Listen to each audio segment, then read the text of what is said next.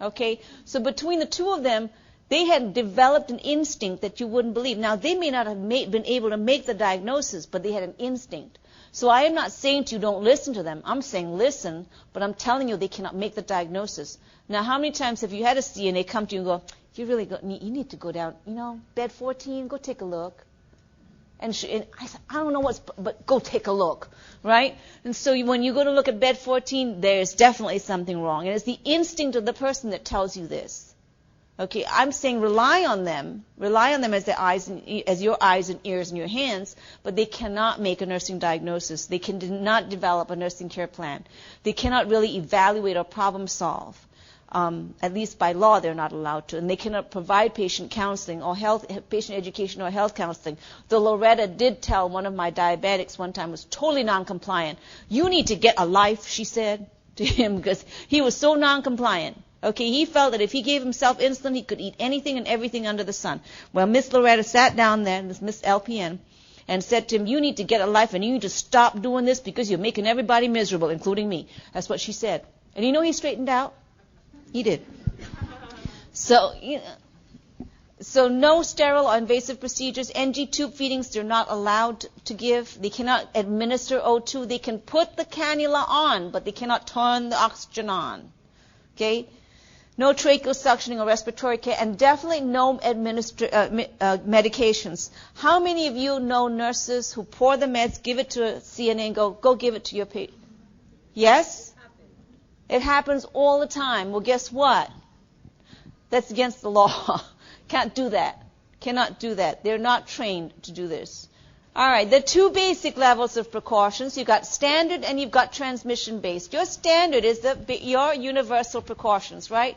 We call it universal precautions because what does that mean? It means we treat everyone the same.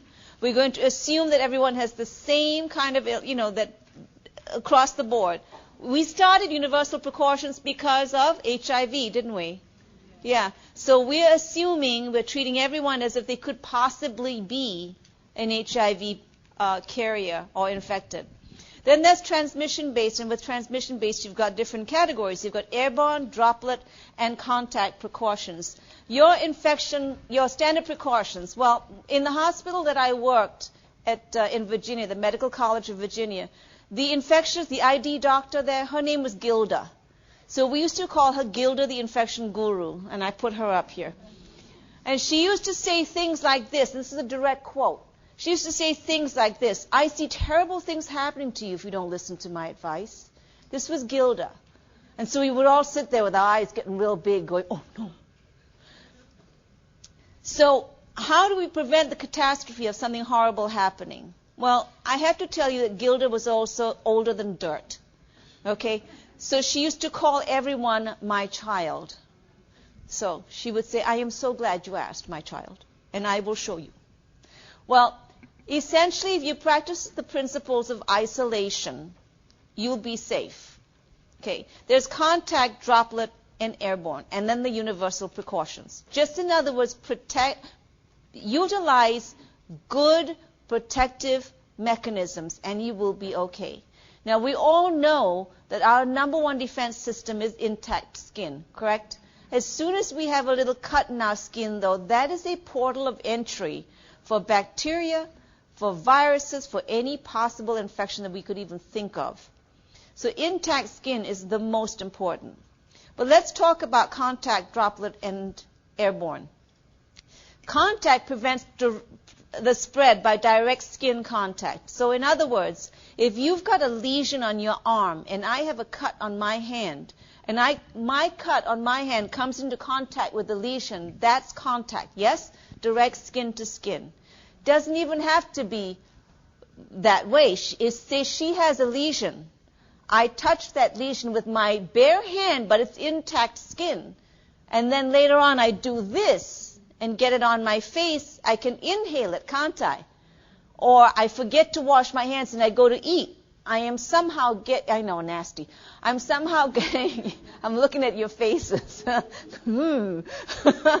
I'm somehow getting her germs into me. So that's contact. So it's the spread of a germ by direct skin to skin.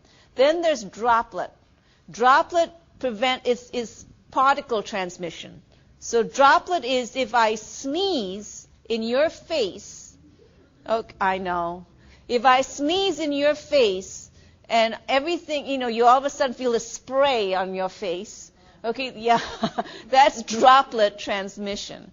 Now, usually with droplet transmission, if you're more than 3 feet away, you're pretty safe, usually, okay? So now, airborne transmission. Airborne transmission prevents the transmission of small particle residues of 5 microns or smaller. Well, airborne transmission is when you got to wear that mask. Okay, and that's when you go into room, you wear the mask, because airborne, more than 3 feet away, you can still get it. Yep, it's in the room, it's in the air. Okay. Essentially, the best preventive method of transmitting disease is still, it was 25 years ago when I went to nursing school, and it is today still. The best method is wash your hands. Good hand washing. Now, there's a question out there that NCLEX loves to throw out that has to do with this good hand washing thing. Okay? They want you to wear gloves. They want you to change the gloves appropriately. But the scenario is, how do you do it? You go into a patient, and they give you all these different scenarios. So you've got to know, and you've got to be able to talk to yourself and say, okay, here's how I do it. I open the patient's door. I go in the room. I wash my hands. I put gloves on. I take care of the patient. I take the gloves off while I am in the room, discard the gloves, wash my hands, and exit. Right? Now I'm going to the next patient's room. I open the door. I wash my hands. See, you've got to be able to talk yourself through it, because what they do is throw you scenarios like wash hands, put on gloves, exit room, wear gloves. Okay, that's one scenario. Then they'll give you another. They'll give you 4 separate scenarios. But if you can remember that how the steps go, you can answer that question. Okay, you can pick the right one. It's the same with Foley catheters. Okay, it's the same with any procedure. So my recommendation to you, and I'm getting a little bit away from it, but my recommendation to you is that all of you now go to your institution where you work, the health institution where you work, and steal a Foley kit. Yeah. Take it home, open it up, and take a look at it, and see how it's laid out. And go through the whole procedure of catheterizing a patient again and again and again and again. Because there are questions out there in NCLEX where they give you that Foley catheterization procedure and they twist it and turn it, and okay? So do that. But don't tell anyone you're stealing it. Okay, isolate your patient real well, and please don't share. I mean, I know your mother's taught you to share, but don't share. Okay? And that applies to equipment for patients, and it also applies to you. Like, for example, if I take a sip and then I give it to you and you drink, you don't want my backwash, and I really don't want yours either. Okay? So don't share, please. All right? Okay. Let's talk about some things with contact isolation. With contact isolation, we utilize it for these certain diseases. Diphtheria, herpes simplex, scabies, staph infections, Hep A, RSV, and skin infections. So you notice that all of these things have contact, right? They're spread by contact. Let's just say that you've got a patient with diphtheria, okay? You've got a patient with diphtheria, and he is admitted and he's placed in contact isolation. And then guess what happens? You get another patient who's being admitted, and he's got diphtheria also. Well, can you put them in the same room? Yes, you can. You can buddy them, but can you tell them to use the same bedside commode? No. Do you have to change gloves between caring? Yes, that's what I mean. You can buddy them, but you cannot share equipment. Okay? And you cannot share gloves either. I know of nurses who actually wear one pair of gloves and go from room to room to room to room to same pair. And that happens mostly in nursing homes. And what's the rationale? They don't give us gloves, and that's true. Nursing homes will not give you gloves, right? That's very true. They give you one box of gloves, and they say, okay, this is for the entire staff for 1 week. I've seen that. So, If you have a patient who is on contact isolation, you know contact is skin to skin, correct? So you know that you have to wear gloves on entering the room. Okay? You know that anytime you have contact with infective material, you need to wear gloves. Personally, I double glove. And you also know that basically with contact isolation, you don't need a mask or gown or anything like that, except, and there is an NCLEX question about this, like this, except you have a patient with Clostridium difficile, diarrhea, something to do with the GI tract and causes severe diarrhea. You have a patient with Clostridium difficile, and he has explosive diarrhea, and you have to go in and clean him up. Well, you know what? If I had to go in and clean up somebody with explosive diarrhea, I would be covered from head to toe. Mask, man, goggles, double glove, gown, right? Because you could get it on you. See, that's the ticket. It's explosive diarrhea. So would you wear a mask? Would you wear a gown? Yes, you would. And that's something that you've just got to use your, critical thinking aspect. But there's an NCLEX question to that effect. Okay. So here's your little diarrhea monster. Yeah. So remember, you gown up on entering if you have to, and you remove that gown before you leave the room. This is the explosive diarrhea monster, right? Boom, it's all over the place. Gown up on entering the room, and you throw the gown away before you exit. Do not take the contaminant with you outside of the room. All right, droplet isolation. Well, droplet isolation, remember I said 3 feet, somebody coughs in your face. Little droplets, little spray all over your face. This is, yeah, nasty. Yeah. So pertussis, strep, pneumonia, scarlet fever, meningitis, rubella, those are the things that are spread via droplet isolation. So essentially, again, with droplet isolation, you want to prevent these particles to get on your face. You need a mask when working within 3 feet of the patient. Okay, this is a bit extreme. You do not need to look like an astronaut. Okay, I had a nursing student once who went in to take care of someone with a and this is why I put this up, who went in to take care of someone with a droplet isolation. And I said, okay, you go ahead and get ready. And I was with another student because I was helping her take care of this patient who had a continuous bladder irrigation. So we were taking care of this person, and I come back, and I said, don't go in the room without me, okay? So I come back, and I didn't recognize her. She had so much stuff on. I mean, let me tell you. I said, Linda, what? She says, I'm getting ready. I thought she was joking at first. No, she was serious. She had mask, man, goggles. She had the cover for her head, the gown, gloves, booties on her shoes. And whoa! Just the mask. It's okay. So 3 feet from the patient, you need a mask. If you're just opening the door to say, hey, how you doing? You okay? Do you need a mask? No. Is there anything I can get you? You don't need a mask, okay?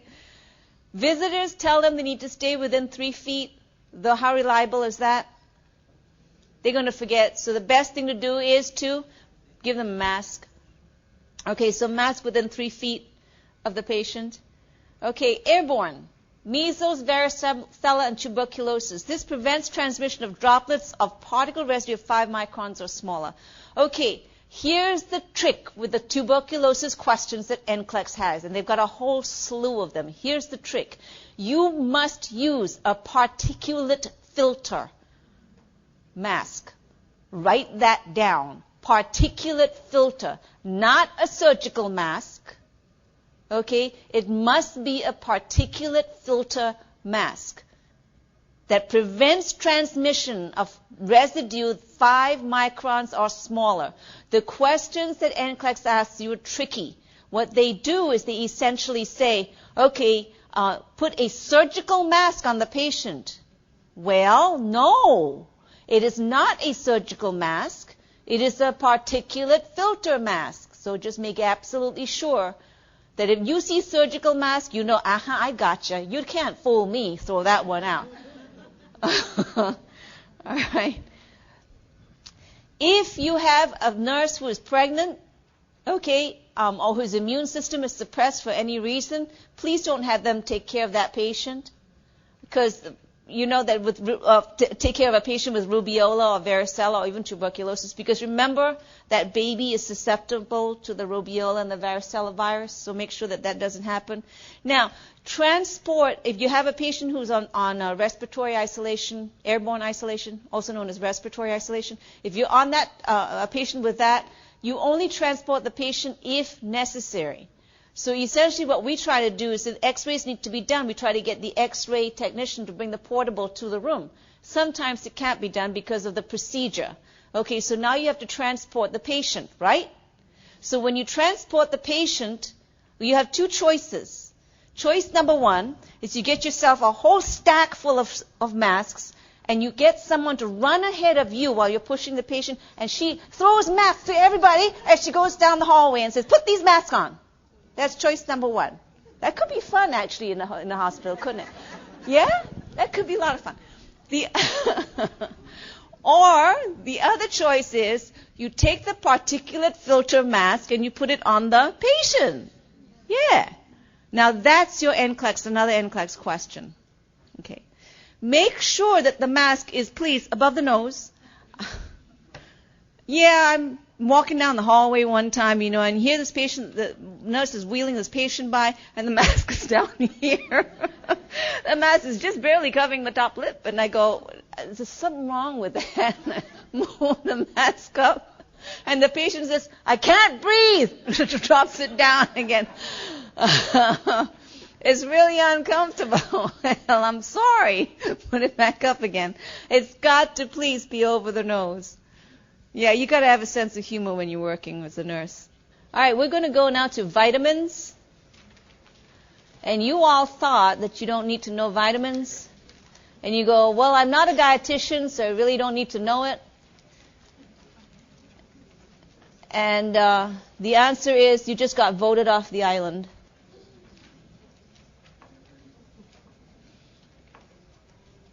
You are the weakest link. Okay? If you think that you don't need to know about vitamins, you are the weakest link. Okay. Two aspects of vitamins, right? You've got water soluble and you've got fat soluble. Okay. Wait a minute. Something missing here. Let's go ahead and do water soluble first. Water soluble, vitamin B and C, right? And you think vitamin B and C, that sits real easy, real simple. It's not. Because vitamin B is broken down to B1, B2, B3, thiamine, folic acid, B6, B12. It's a whole bunch of different vitamin aspects of B. Vitamin B1 is also known as thiamine, and is found in pork, organ meats, whole grains, legumes, enriched cereals, and nuts. B1 or thiamine is essential for your good neurological functioning, and it's also important in your respiratory cycle in terms of removal of carbon dioxide. It's real important for that. If you have a deficiency in B1, remember I said it's important for neurological functioning. If you don't have B1, then a condition known as beriberi can occur, and this does occur in third world countries where there's a condition of starvation. Because they don't get meat. They eat cereals only. If you remember, go back a couple of slides, B1 is found in meat and meat products, okay? So in third world countries where, for example, remember Biafra and remember Bangladesh, okay, there was no food. They could barely survive on what they had, and what they had was primarily wheat and grain, okay, if that at all. They didn't have any meat at all, so were not able to get the vitamin B1. These little kids suffered from, people suffered from beriberi, and what happened there is that you had peripheral nerve changes, so they lose the actual sensation in their fingers and their toes, or they can be hypersensitive. So they can be hyposensitive or hypersensitive, okay? You also have edema that can occur, and heart failure that can occur with B1. B2 is a more friendly vitamin, because B2 is found in pretty much everything that you eat. So that's why I put my Big Mac up there. Yes, it is also found in Big Macs. Yes. So isn't that wonderful? So the next time you run out and get your Big Mac, you can justify it by saying, I got to get my supply of B2. Okay? It's all right. B2 is involved in energy metabolism. How many of you guys have found yourself sometimes a little bit slow, have no energy, and the doctor says, here, go on B-complex vitamins? Yes? You know people like that, if you've not done it yourself. If you don't have B2, then you end up with certain deficiencies, okay? And you end up with, have you ever seen those little old ladies and little old men in nursing homes, so they've got these little cracks in their mouths? Okay, that could be a vitamin deficiency. How about the young child who's got the very white face and the very red lips, and you think, oh, those rosy red lips. They're so nice. Okay? Could be a deficiency in B2. So, think about it. Eye lesions, lots of styes. Okay, so again, nursing home. If your patient starts getting these cracks in the corners of the mouth, okay, and they start getting these styes in the eyes and stuff like that, you might just want to recommend to the doctor that he add a B supplement. Okay, the doctor will probably tell you, well, he's already on multivites. Maybe so, but he may not be getting the B complex that he needs. So just say, yeah, what's it going to hurt? B complex is cheap for also. So I would definitely push that. Vitamin B6 is also found in meats, vegetables, and whole grains. And vitamin B6 is very important in the metabolism of amino acids and glycogen. Now, what is amino acid? In your body, what does amino acid make up? Muscles. Amino acid is a protein. It's the foundation, the building block of your muscles, your protein molecule. Okay, so you need this vitamin for amino acid metabolism and glycogen metabolism. And what's glycogen? Well, glycogen is that energy store that lives in your liver. Okay, so you've got 300 grams of glycogen that sits in your liver. Okay, so theoretically, here's what happens when you go running. Here's my person who's running. She's a marathon runner. Okay, the first hour or 30 minutes, she's going to use up all the sugar, all the glucose that's in her blood. Once that's dissipated, then she attacks the glycogen stores. Okay, and once that's dissipated, then they break down the fats, etc., etc. Okay, so that's theoretically how it works. All right? If you do not have vitamin B6, then what happens is that your glycogen stores never get replenished. They never get replaced. So you need B6 for it. Deficiencies in B6 can cause irritability and convulsions, muscle twitching, dermatitis, and kidney stones. And irritability, of course. Have you guys ever been irritable when you're hungry? Yeah. Sure. Yeah. So if you don't have any glycogen stores, you're hungry. Okay, and it's don't talk to me because I'm hungry. And you better watch your food because I might just grab it. Okay, so folacin or folic acid, very essential. It's very, very, very essential. It's found in green leafy vegetables. You need it for the maturation of red blood cells. You also need it for the maturation of your nervous system, especially on little babies.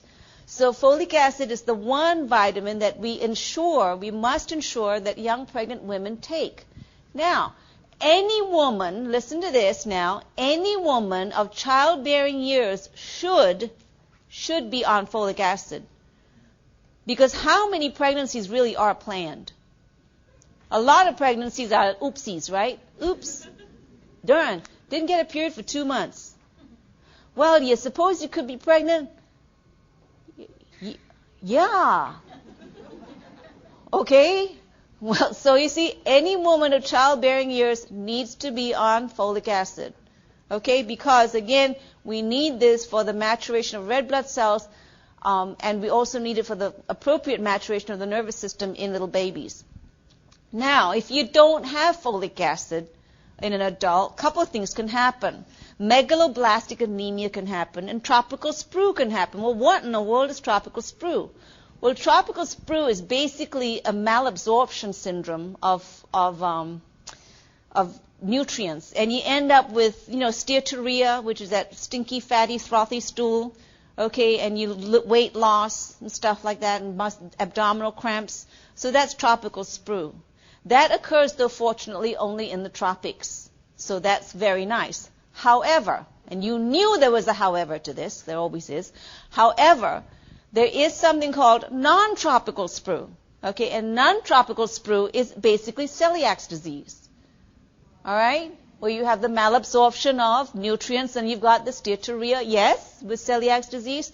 And with celiac disease, it's actually a gluten problem. And we'll get to that when we start talking about different diets. Vitamin B12 is found in muscle, meats, eggs, dairy products. So if you notice, the B complex vitamins are expensive vitamins. Why? Because they're found in meat products primarily, aren't they? There's only one that's found in legumes, okay? But majority of them are found in meat products. So it's an expensive vitamin. That's why the B deficiency problems are more prevalent in third world countries where there is starvation or where there is a problem with, getting money, or where people live primarily on just simple grains and grain products. The major bodily functions of B12 include the formation of mature red blood cells and the synthesis of DNA and RNA. So what does this tell you? It's an expensive vitamin both to get into our body, and it's also a very expensive vitamin if we lose it. Because if we lose our B complex vitamins, especially our B12, then we cannot synthesize DNA and RNA. We cannot replicate. And if you all know that, do you all know that your entire body changes? You're a new person every 6 months? 6 months to a year. Did you know that? Yeah, your whole body changes every 6 months to 1 year. So if you don't have B12, guess what happens? Your cells die and new cells do not get replaced. When I first found this out, it was a novel concept. I thought to myself, I'm going to put in my requisition the next time I want to be 6 inches taller, please. Never got it. Don't understand. And I was good, too. I was good for Christmas. I asked Santa Claus. Okay. If you don't get B12, then you have something called pernicious anemia. And you get neurological disorders. Now, we all know that B12, you can have a deficiency in one of two ways. One, because you didn't eat enough, and the other one because you don't have the intrinsic factor, right? And the intrinsic factor is found where? In your stomach. Remember that, because when we get to the GI system, this will fit. So your B12 has to be absorbed by the intrinsic factor. If you don't have the intrinsic factor, doesn't matter how much B12 you eat, you're not going to get it. So if that happens, then you need to get B12 shots for the rest of your life, correct? And that's an NCLEX question. A patient comes in with B12, what do you tell her? You tell her you have to take shots for the rest of your life. All right, vitamin C. Well, when I went to nursing school 25 or so years ago, and I sat for my NCLEX, anytime they asked questions about vitamin C, we looked for citric acid. No, all the oranges. We looked for oranges and grapefruits. That's basically what we did. Those were our answers, oranges and grapefruits. Well, we got a little bit more sophisticated. Now, we know that vitamin C is found in peppers and broccoli and strawberries and rose hips and rose lips. And who knew roses as hips and lips? I mean, a million. Okay, all this stuff. So there's all this new stuff that's happened. So you've got to know where vitamin C is found. You find, and it's very, very high in strawberries. And it's high in melons and raw cabbage and in broccoli as well. If you do not have vitamin C, you are in trouble. Okay, vitamin C is essential for the maintenance of the matrix of your cartilage and the maintenance of your bone and your dentine. Okay? It's very important in collagen synthesis, and it's required for wound healing. Okay. You all saw that movie Matrix with Keanu Reeves? Yes? Matrix means the surroundings. So we are now in a matrix of air, oxygen, hydrogen. This is our matrix, okay? Vitamin C is important for the matrix of your body. So what does that mean? It means that essentially before your body's cells can sit together and fit together, you've got to have vitamin C. Before your wounds can heal, you've got to have vitamin C. If you don't have vitamin C, your wounds don't heal. Now, years ago, when Captain Cook, James Cook, decided to sail around the world, guess what happened? Remember those many years ago? Okay, in those times when the sailors sailed around the world, if they lived one trip around the world, they generally came back with no teeth. Yes, because the teeth would start falling out their heads. Okay, because what they brought with them on these trips was something called jack, beef jerky, salted pork, salted meats. Okay, no vegetables, no fruits. So they were essentially vitamin C depleted after a few months. And if you don't have vitamin C, the teeth will start falling out of your head. Okay, you can start hemorrhaging from your eyeballs. Yes, because vitamin C is important for the matrix of your body. So it's important for the integrity of your blood vessels. It's important for the integrity of your skin. It's important for the integrity of your bone, of your cartilage. If you don't have it, this is what happens. Okay, so that's what happened in the olden times. And then somebody found out during Captain Cook's time that there was that if you sucked on a lime, okay, people who sucked on limes didn't get scurvy. That's what scurvy is. Scurvy is when you start bleeding through your eyes and through your skin and you lose all your teeth and your bones just start getting brittle. Okay, that's scurvy. So they found out that if you sucked on a lime, or you just kept eating a lime a day, you didn't get scurvy. So now anytime they went on these long round-the-world trips on these tall ships, in the 1400s and everything, they took a barrel of limes with them. That's why Englishmen are called limeys. Yeah, see? That's why. You need vitamin C for wound healing. You need it for the maintenance of your body. Now, I tell you these stories because I hope the information then sits. Okay. We're going to go on to fat-soluble vitamins. Okay. A, B, D, E, and K, right? Those are your fat solubles. Vitamin A, also known as retinol. Vitamin A is found in carrots. It's found in green and yellow vegetables, in milk, in butter, in cheese, in fortified margarine. Did you all know that margarine is one molecule away from plastic? Yeah, it's in molecular structure. One molecule away from plastic. So essentially you're eating plastic when you eat margarine. Margarine, the molecular structure of margarine is one molecule away from plastic. Because remember, margarine is synthesized. It's not a real product. Okay? It's one molecule away from plastic. Fish liver oils also contain vitamin A. How many of you all remember as a child your grandparents or your parents telling you, eat your carrots or you'll go blind? Yes? There's truth to that. Because vitamin A is necessary for your sight. It's necessary for night sight particularly. Okay, to be able to see something, to see things at night. So vitamin A is extremely important. Okay. We need vitamin A also for the maintenance of epithelial tissues and for growth of for the basic growth of your body and for bone development. So my little baby up there, if she gets, I put graphics. You need to appreciate my graphics too. So anyway, if you don't have vitamin A, then the bones don't grow. The baby doesn't grow because epithelial tissues are, again, what? Part of your matrix. So if I say to you vitamins A and C are very important for the matrix, the answer is yes. Right? It's very important. Okay.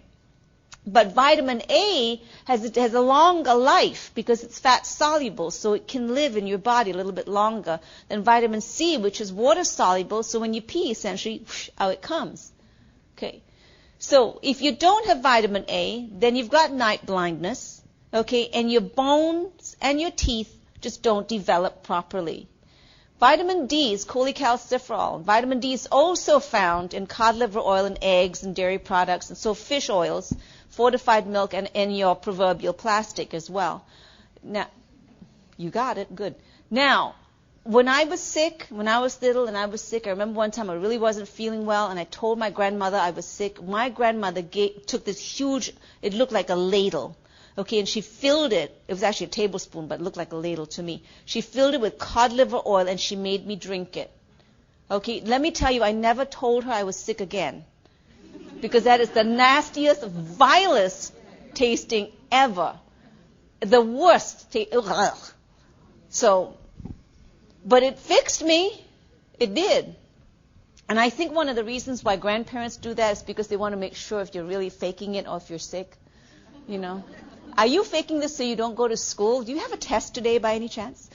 That sort of thing. Okay. All right. Major body functions of vitamin D include the growth and mineralization of your bones. So you know you've got vitamin A that's important for your bones, vitamin D that's also important for your bones, right? So let's keep tabs on them. And vitamin D also increases the absorption of calcium and phosphorus, and that's how vitamin D participates in the mineralization of your bones. Now, the good thing about vitamin D is that you essentially can get it from sunlight. So if you go out in the sun will help synthesize the cholecalciferol from your skin. Okay, so it does it for you. Of course, that doesn't mean that we're all going to run out there at lunchtime, rip all our clothes off, and sit there. No. Okay. Don't be a sun goddess or a sun god. Just your normal walking outside will do it. Normal walking to and from work, or something like that, or taking a walk in the evening. That will give you enough vitamin D. Just advise you not to tan too much. Deficiencies in vitamin D can cause things like rickets or osteomalacia. Rickets is a bone deformation in children. And I actually have in Charlotte